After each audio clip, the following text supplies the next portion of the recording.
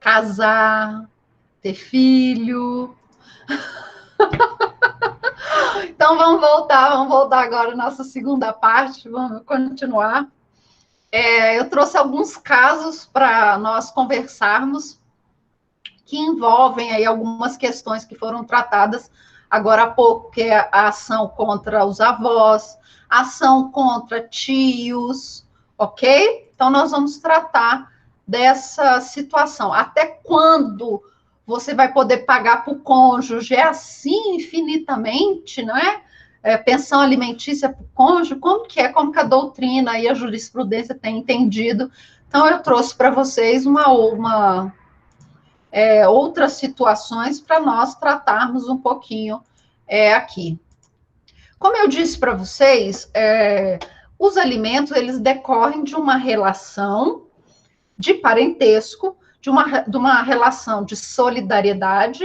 Você não pode deixar aquela pessoa com quem você escolhe passar a sua vida, você não pode deixá-la no futuro também passar dificuldade. Por isso que existe essa situação dos alimentos, ok?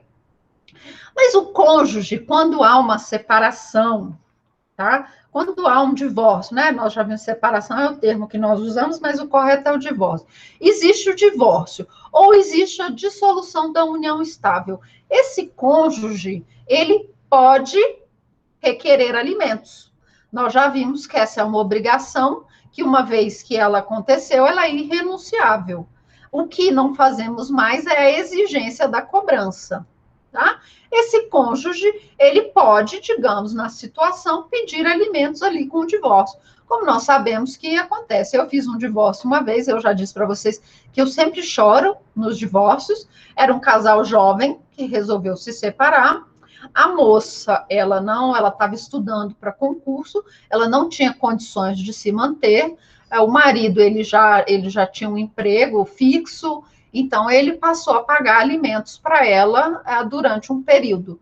Mas isso que eu quero saber, qual é esse período de tempo que nós vamos dever alimentos ao nosso cônjuge, tá bom? Qual é esse período? Uma vez decretado esses alimentos vão durar até esse cônjuge falecer? Não, tá bom? Não. Hoje nós temos o caráter excepcional dos alimentos. Tá? Os alimentos para o cônjuge, eles vão servir para permitir que até determinado momento o cônjuge consiga, o que separou, não é o divorciado, consiga se reintegrar no mercado de trabalho, tá bom? Que ele consiga se manter com o seu próprio sustento. Tá? Acaba com essa ideia que nós tínhamos de antigamente de caráter parasitário dos alimentos. Miguel, separou é porque não quer. Para que pagar alimentos? Porque os alimentos, como eu disse, ele é para manter o status quo da pessoa, tá? Agora, imagina a seguinte situação. Você é casado com uma pessoa, essa pessoa ficou cuidando da casa, cuidando dos filhos, que é um baita de um trabalho, separou. Como que essa pessoa vai se inserir novamente no mercado de trabalho? Às vezes ela está 10, 20 anos sem trabalhar fora, tá? Então ela não tem condições de se manter. Então cabe ao outro cônjuge auxiliar o cônjuge que está requerendo alimentos, tá bom? Vai caber, então, a esse outro cônjuge ajudar que o cônjuge que precisa de alimentos consiga se manter pelos seus próprios esforços. Beleza? É por isso que nós temos os alimentos. Mas é uma situação, Miguel, que é o que acontece. Nós temos esse caso, por exemplo, que eu contei para vocês. Essa minha cliente, ela não trabalhava, ela estudava para concurso, porque eles tinham feito um acordo. Olha, enquanto eu estudo para concurso, você trabalha, depois que eu passar num concurso, você estuda para concurso, tá? Não é isso que acontece com muitos casais? Mas aí, enquanto ela estava estudando, eles não se quiseram mais, resolveram se divorciar. Mas ela não tinha condições de arcar com seu próprio sustento, ela precisava da ajuda dele. E por isso que nós temos hoje os alimentos para os cônjuges como um caráter excepcional. Ele vai durar um lapso temporal, 1 ano, 2 anos, 3 anos, até essa pessoa se enquadrar ao mercado de trabalho e poder conseguir um trabalho, ok? É isso que a doutrina e a jurisprudência têm entendido. Então, os alimentos, eles vão depender também da idade do casal. Se uma pessoa se separa com 60 anos, você acha que com 60 anos ela vai conseguir entrar no mercado de trabalho amanhã? Se ela nunca trabalhou? Digamos, é uma mulher que está casada há 40 anos. Ela nunca trabalhou fora de casa. Se separou depois de 40 anos, ela está com 60 anos. Você acha, Miguel, que essa mulher ela vai conseguir se inserir no mercado de trabalho no próximo mês? Não vai. Então, ela precisa da ajuda do cônjuge. E qual que é a chance de uma mulher de 60 anos conseguir um emprego fixo? Menor ainda, não é? Então, por isso que esse caráter excepcional e esses anos de pagamento, não é só se separa. Às vezes você está num relacionamento abusivo, às vezes você está infeliz, tá? Às vezes você está sofrendo naquele relacionamento, a melhor coisa é separar, tá bom? É divorciar. Não é porque a pessoa está 40 anos casada que ela vai continuar casada só para poder manter o status social que ela tem. Ela pode separar e continuar com esse status social, esse status quo que ela tinha anterior, divorciada, ok? Vai ser feliz divorciada, tá? Então, esse prazo que se paga, tá, de pensão alimentícia para o cônjuge vai depender da idade do cônjuge e da capacidade desse cônjuge se inserir no mercado de trabalho. Até que credo, Miguel, até que a morte o separe, vai nessa, tá? Tá bom? Então, com relação ao cônjuge, nós temos isso. Aí, digamos que nós temos, por exemplo, uma situação que o cônjuge traiu o marido ou a esposa. Também cabe ao cônjuge que foi responsável pelo fim do casamento o direito de alimentos, tá bom? Nós não temos mais a punição com relação a alimentos, a perda do direito de alimentos. Beleza? E aí eu entro na pergunta, a Deilza está fazendo. Mas, professora, mas depende do juiz. Meu primo separou e a ex pediu para ele pagar alimentos. O juiz disse para ela que não, porque exatamente, ela é nova. Se ela é nova, ela não precisa de alimentos. Se ela tem condições de se manter, de se inserir no mercado de trabalho, às vezes é uma pessoa que já trabalhou, às vezes é uma pessoa que tem emprego, tá? Às vezes é uma pessoa que está estudando para ter um emprego melhor. Então, o juiz pode decidir que não, que aquele cônjuge não faz jus a receber alimentos, tá? É justamente por esse caráter excepcional dos alimentos devidos ao cônjuge. Mas, Deilza, nós temos diversos casos que o juiz vai definir alimentos definitivos para o resto da vida do cônjuge, tá? Normalmente, quando o casal fica muitos anos casado e se separa numa idade avançada, os alimentos passam a ser definitivos até para o final. Ela disse para o juiz que só cuidava da casa mesmo. Assim, o juiz não deu. Esse advogado dela aí foi bem fraquinho, viu? Porque se ela precisava aí pelo menos alimentos 1 ano para resolver a situação, tá? Para ela poder se inserir no mercado de trabalho. Normalmente é isso que os juízes têm dado, 1 a 2 anos de alimentos, tá? Para o cônjuge que, por exemplo, só estudava ou só cuidava da casa quando se separa e é novo. O prazo aí que eles têm dado é de 1 a 2 anos. Tá bom? Tá? Mas é aquele negócio, cada caso é um caso, ok? Cada caso é um caso. Temos que ver a situação, temos de ver as provas que foram juntadas no processo. Às vezes não, às vezes o seu primo juntou prova de que ela já tinha trabalhado alguma vez na vida, então que ela sabia se virar, tá? Que normalmente os juízes dão sim, de 1 a 2 anos. Beleza? E no caso de tios, tios-avós, sobrinhos, sobrinhos netos, primos, esses são obrigados a prestar alimentos? Eles são obrigados?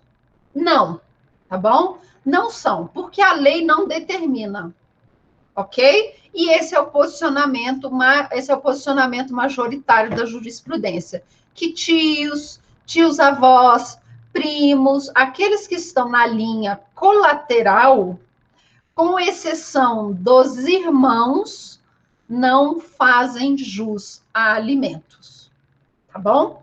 Aí, a única pessoa que pensa diferente, se você quiser um autor que pensa diferente de todo mundo, você procura a Maria Berenice Dias, tá? Porque ela é o único posicionamento contrário. Ela diz que não, que tio, avô, que sobrinho também deveriam arcar com os alimentos, porque eles são herdeiros. Eles também se enquadram lá no rol de herdeiros, mas herdeiros facultativos. Então, por eles poderem também ser herdeiros, eles também deveriam arcar com alimentos. Mas a jurisprudência e a doutrina majoritária vai falar que não. Cuidado com a situação que envolva irmãos. Aqui no direito de família, cada caso é um caso, tá? Cada situação pode gerar uma decisão diferente. Mas, em regra, os irmãos, eles só têm o dever de alimentar os irmãos, tá bom? E os pais. Então, vamos lá, os irmãos, em regra, porque nós podemos ter exceção, eles só têm o dever de alimentar os pais e os irmãos, ok? Os pais e os irmãos. E os filhos, óbvio. Todo mundo que está na sua linha reta, ok? Todo mundo que está na sua linha reta e o seu irmão. Eu não tenho dever com os meus sobrinhos. Eu tenho dever com meus irmãos. Com os meus sobrinhos, eu não tenho dever. Tá bom? Então, digamos, por exemplo, que o meu irmão, ele precisa de alimentos. Ele vai cobrar de quem? Dos meus pais. Ok? Se os meus pais não tiverem condições de arcar com os alimentos, ele pode cobrar de quem? De mim. Combinado? Mas se o meu sobrinho precisa de alimentos e o meu irmão não tem condições de arcar com alimentos, o meu irmão vai chamar quem para fazer parte desse polo passivo dessa ação? Os pais do meu irmão. É o que nós chamamos de alimentos avoengos. Ok? Mas cuidado, quando que você vai pedir alimentos avoengos? No momento em que você for pedir alimentos pela primeira vez. Tá bom? Os alimentos, então, se eu já sei que o meu marido, meu ex-marido, não tem condições de pagar alimentos, eu posso já pedir automaticamente para os meus sogros, ou eu peço para o meu ex-marido, e o meu marido, vocês estão vendo o slide? Ele sumiu, não foi? Vocês estavam vendo o slide?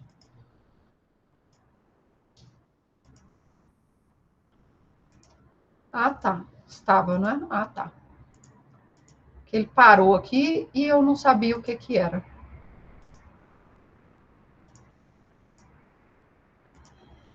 Quando, então, eu vou pedir esses alimentos avoengos? Esse é o nome que nós utilizamos, tá bom? Quando nós vamos colocar os avós no polo passivo da demanda. É no primeiro momento que eu peço alimentos. Ok? é no primeiro momento que eu peço alimentos, tá? E eles sempre vão pagar os alimentos, os avós, em caráter subsidiário. Alimentos avoengos é a exceção, tá? É a exceção. Se você não conseguir alimento, se você souber que o pai, por exemplo, está desempregado, ele não tem condições, ele já está há muitos anos tentando entrar no mercado de trabalho e não consegue, mas os avós, por exemplo, são aposentados, então tem rendimentos, você pode requerer direto para os avós ou requerer para o pai, e aí sim, o pai da criança chamar para esse processo, tá bom? Os avós, para que eles sejam devedores solidários, tá? Subsidiários, ok? Então, nós vamos poder chamar os... Se o pai estiver preso também, pode. Se o pai está preso, por exemplo, e preciso cobrar alimentos, eu também... Mas aí, eu tenho de cobrar, entrar com a ação contra os avós. Alimentos avoengos. Chá quente. O que não pode acontecer? Por exemplo, eu entrei com uma ação contra o pai, já tenho lá uma decisão que o pai tem que pagar, o pai não está pagando alimentos, aí agora eu resolvo entrar com uma ação de alimentos avoengos. Não, isso eu não posso fazer, ok? Isso eu não posso fazer. Os alimentos avoengos, eles vão ser devidos a partir do primeiro momento que se pede alimentos, ok? Então, digamos, por exemplo, que o namorado da sua amiga, com quem ela vivia, vai preso. E agora ela precisa de alimentos. Ela vai cobrar esses alimentos de quem? Dos avós. Então, a partir daquele primeiro momento que ela for pedir alimentos, ela vai cobrar dos avós. Ok? Está desempregado, está desaparecido, ninguém sabe onde a pessoa está. Ok? Está preso, pode pedir os alimentos avoengos. Alimentos avoengos. Então, o filho só pode pedir até o avô. Combinado? Dúvidas com relação a alimentos, nós não acabamos, não. Tá? É assim, então, que nós vamos pedir esses alimentos que nós chamamos avoengos, que são aqueles alimentos que são cobrados dos avós. Combinado? Então, no primeiro momento que eu for requerer alimentos, ou eu faço esse pedido direto para os avós, e aí eu vou ter que informar para o juiz por que eu não estou pedindo para o pai, aí eu vou ter que explicar, olha, o pai está preso, ou o pai está desaparecido, ou o pai está desempregado há muitos anos e mora na casa dos pais, tá? Você pode fazer isso. Ou os pais pagam pensão para o filho, então não tem condições para eu cobrar alimentos, por exemplo, do filho, se o filho recebe a pensão, ok? Nesses casos, nós vamos usar alimentos avoengos. Quando o adolescente, tá? Ele é pai, nós também cobramos alimentos avoengos, porque o menino ainda é adolescente, não tem emprego, tá bom? Então, são nesses casos que nós vamos cobrar os alimentos avoengos. Mas eu já cobrei do pai, ele pagava, de repente ele parou de pagar, eu não posso ajuizar uma nova ação de alimentos agora cobrando dos avós. Beleza? Beleza? Tá? Aí é uma ação própria, você vai chamar os avós para fazer parte do polo passivo, ou vai ser na ação contra o pai, que você vai fazer que ele vai fazer um chamamento ao processo. E aí nós temos uma situação que é recente. O STF entendeu que é inadmissível a prisão dos avós em caso de não pagamento de alimentos. Tá bom? Então, em caso de não pagamento de alimentos, se for alimentos avoengos, tá bom? Você não pode mandar prender os avós, porque isso fere o princípio da dignidade da pessoa humana, tá? Nossa, todo mundo já viu, não é? vídeo de velhinho sendo preso, às vezes o velhinho recebe a salário mínimo da aposentadoria, e mesmo assim tem que pagar alimentos, e aí não paga e vai preso. Gente, isso é horrível, tá? Mas isso acabou. Agora o STF entendeu que não se prende mais os avós por dívida de alimentos, tá bom? Não se prende. Aí nós entramos na classificação dos alimentos. Quanto à fonte, os alimentos, eles podem ser legais ou familiares. O que são esses alimentos legais ou familiares? São esses que decorrem da lei.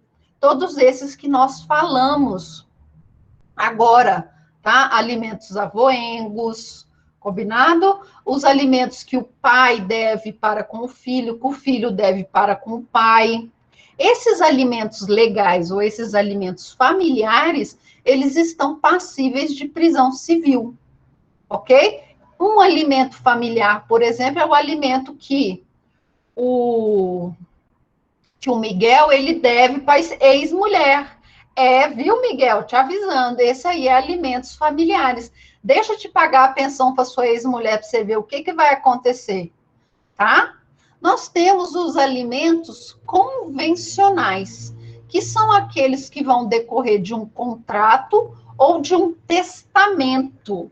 Lá no semestre que vem, quando nós estivermos estudando sucessão, nós vamos falar esse legado de alimentos, tá bom? Esse legado de alimentos é alimentos convencionais, ele não decorre da lei, tá? Mas da vontade de alguém em prover alimentos.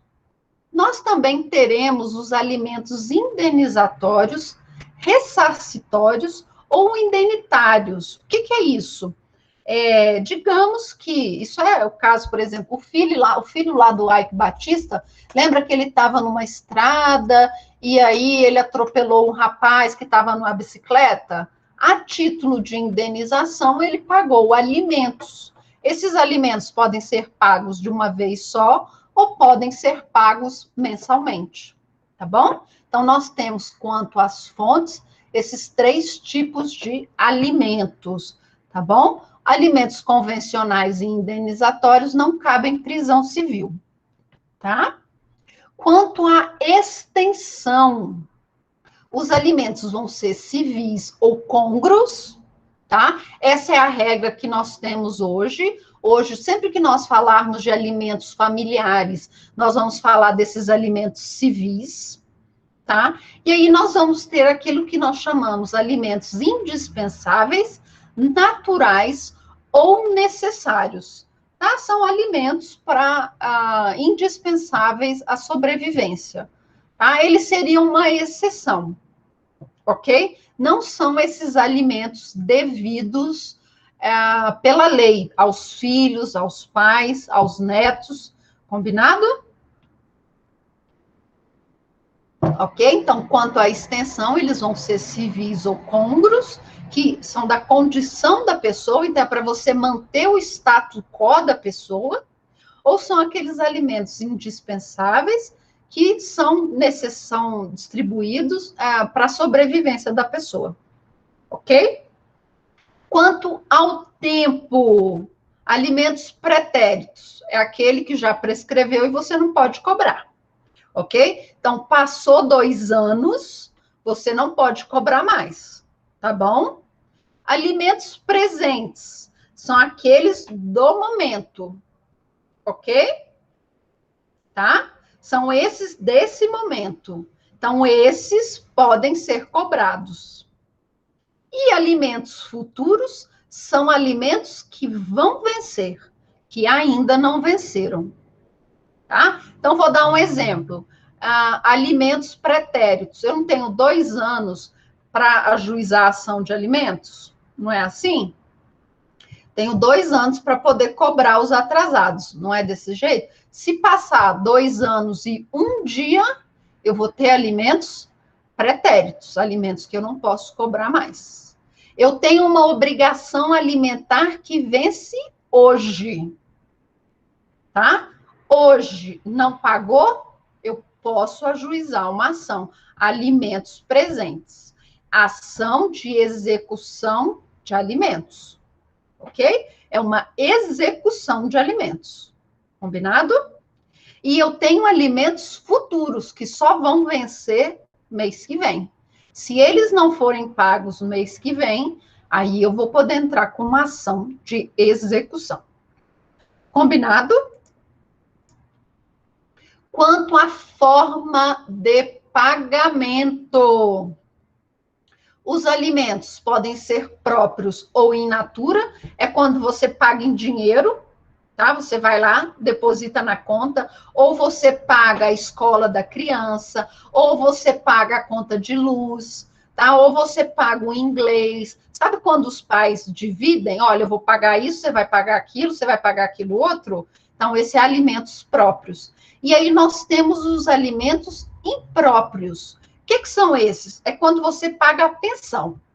Você não quer saber para que aquele dinheiro vai ser feito, tá? Você não quer saber se aquele dinheiro que você vai pagar de pensão, ele vai ser usado para pagar a escola, se ele vai ser usado para pagar a natação, se ele vai ser usado para pagar o inglês, não importa, você vai pagar aquela pensão. Em regra, os juízes hoje, eles têm estabelecido as pensões em salários mínimos. Então, ou você vai receber 1, 2, 3, 4, 5, 6, 10, 20, 30 salários mínimos, ou 10, 20, 30, 40, 50, 60, 70, 80, 90% do salário mínimo. Então, a regra que nós usamos hoje para alimentos impróprio é a do salário mínimo. Por quê? Porque o salário mínimo, todo ano, ele é atualizado, não é? Então, todo ano você pode aumentar a pensão alimentícia. Tá bom?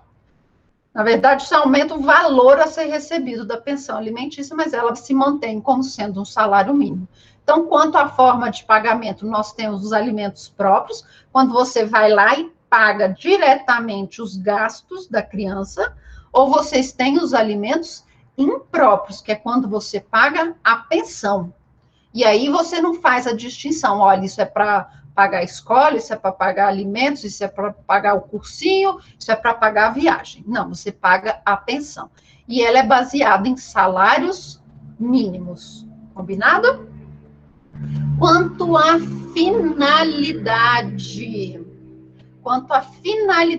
os alimentos podem ser definitivos, que são aqueles definidos lá na sentença final, transitado em julgado, tá? Esses são, então, os alimentos definitivos. Nós temos os alimentos provisórios que o juiz dá no momento em que você ajuiza a ação, você pede alimentos provisórios, então prestem atenção.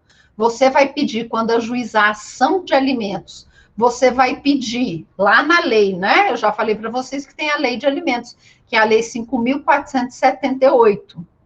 Você vai pedir alimentos provisórios para que o juiz te dê, é uma antecipação de tutela, para que ele te dê alimentos provisórios e, ao fim, ele te dê alimentos definitivos. Combinado? Então, quando você vai fazer uma ação de alimentos, você pede alimentos provisórios e você pede também alimentos definitivos. Ok? Então, os alimentos provisórios são aquele que o juiz vai dar assim que você ajuizar a ação. Você vai ajuizar a ação, vai pedir alimentos provisórios e o juiz vai analisar o seu pleito ou não. Tá bom? Alimentos provisórios. Ao término da ação, o juiz vai definir, então, se aquela pessoa faz jus a alimentos definitivos ou não. Combinado? E aí nós temos os alimentos provisionais, que são aqueles que vão ser fixados em ações que têm outros ritos, que não sejam ritos dos alimentos. Tá? Por exemplo, uma ação de indenização, alguém cometeu um ato ilícito, o juiz pode determinar então, alimentos provisionais, para que o condenado naquela ação vá pagando alimentos como indenização. Tá? Pode ter? Pode ter. Alimentos provisionais são extremamente comuns naquelas ações que envolvem erro médico, tá? Quando envolve erro médico, o juiz pode determinar alimentos provisionais, desde que você peça. E aí nós temos os alimentos transitórios, que são esses que vão durar um período de tempo, que é o que o juiz fixa, por exemplo, para companheiros, ex-cônjuges, ex-companheiros, ok? Dúvidas quanto à classificação dos alimentos? Tá? Nós temos aí 3 modalidades que nós chamamos de modalidades contemporâneas, tá? Que são os alimentos compensatórios. Cuidado, alimentos compensatórios é diferente de pensão alimentícia.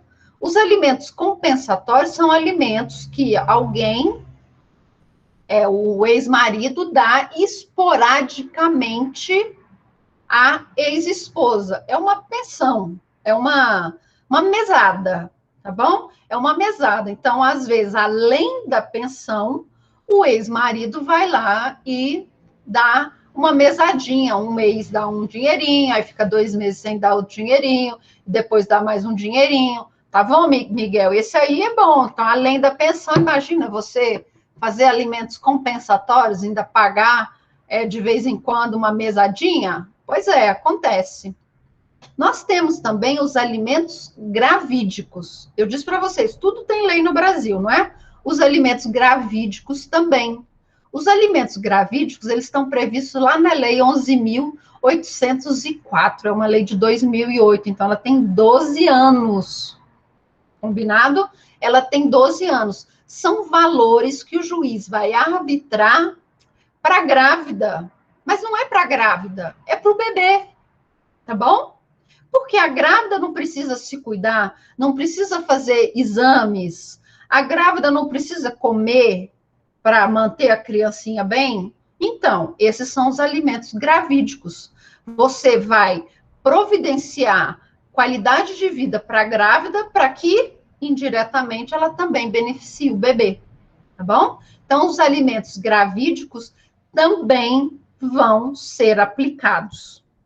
Tá? Cuidado, Fernando. A moça ficou grávida, ela vai requerer alimentos gravídicos. Então, vai pagar alimentos desde o momento da concepção, tá? Tá bom, Ludmila. Boa noite. Eu vou terminar daqui a pouquinho também, tá? Então, os alimentos gravídicos, eles vão ser... eles vão fazer jus, tá bom? A partir do momento em que se descobre a gravidez e uma possível paternidade, tá? Então, uma possível paternidade. E o que vai abarcar esses alimentos gravídicos? Assistência médica, psicológica, exames, internação, parto, medicamentos, tá bom? Tudo que essa grávida precisar para manter essa criança com saúde. E, por fim, nós teremos esse instituto que nós chamamos de alimentos instituto familiar. É um valor que você dá, tá bom? É para a família, não é para uma pessoa, mas é para a família, tá bom? Então, é uma pensão alimentícia familiar para todos aqueles envolvidos naquele núcleo familiar. Combinado? Prisão do devedor de alimentos, eu vou deixar, então, para a próxima aula. Pode ser? Nós falamos, então, de prisão do devedor de alimentos para a próxima aula, porque é um assunto extenso. Fazemos alguns exercícios na aula que vem e terminamos o conteúdo de alimentos. Pode ser assim? E deixamos, então, a prisão do devedor de alimentos para a próxima aula, porque já vai dar 9h30, já falei demais, não é verdade? E aí, deixamos isso, então, para a próxima aula. E aí, me lembre, então, que na próxima aula nós vamos começar em devedor de alimentos. Eu vou colocar para fazermos juntos alguns exercícios, tá? Para fixar essa questão de alimentos e trazer também alguma coisa que eu não tenha mencionado para vocês. E aí, na próxima aula, então, nós começamos com devedor de alimentos, tá bom? Não pagou alimentos? O que vai acontecer? Beleza? Cuidado, Fernando, que na semana que vem, quem não vai pagar alimentos é a Letícia, tá? É a Letícia, coitada, que vai sofrer na semana que vem. Tá bom? Então, no mais, pessoal, um beijo para todos, boa semana e até segunda.